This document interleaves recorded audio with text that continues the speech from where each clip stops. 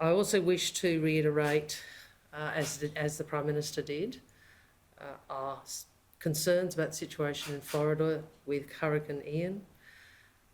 There's been enormous damage to homes, to infrastructure, obviously livelihoods.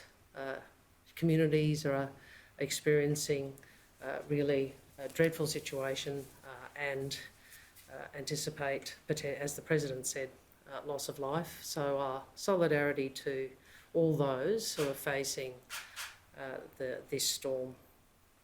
Today I also announced new appointments that strengthen Australia's diplomatic capability and match people with the right qualifications and expertise to senior postings.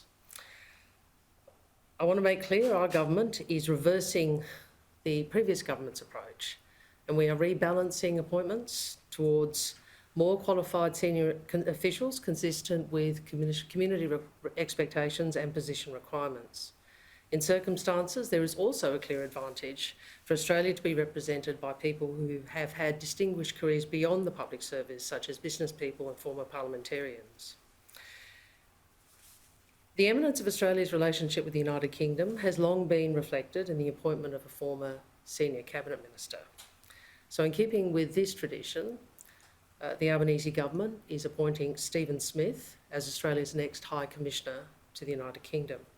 Mr Smith was a member of the Australian Parliament for 20 years and he served as Minister for Defence and prior to that Minister for Foreign Affairs and Trade. He will commence his posting after submitting the Defence Strategic Review in early 2023.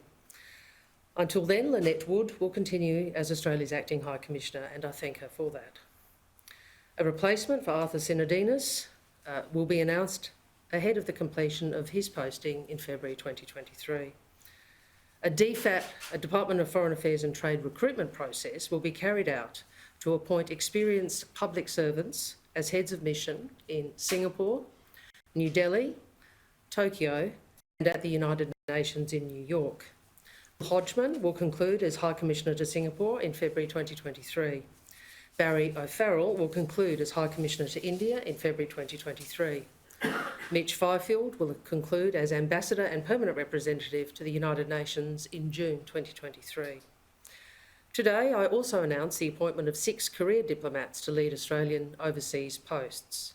Dr Simon Twisk as Ambassador to Argentina, Dr Axel Wabenhorst as Ambassador to Egypt, Ms Melissa Kelly as Ambassador to Kuwait, Ms Indra McCormick as Ambassador to Portugal, Mr Tony Huber as Consul General in Istanbul, Turkey, and Mr Andrew Golodzanovsky as Ambassador to Vietnam.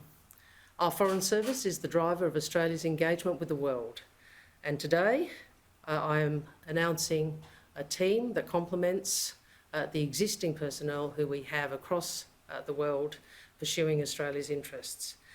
Can I thank all those who have served Australia, the outgoing ambassadors, high commissioners and consuls general for their contribution to advancing the nation's interests in those countries during their respective tenures. I'm happy to take questions.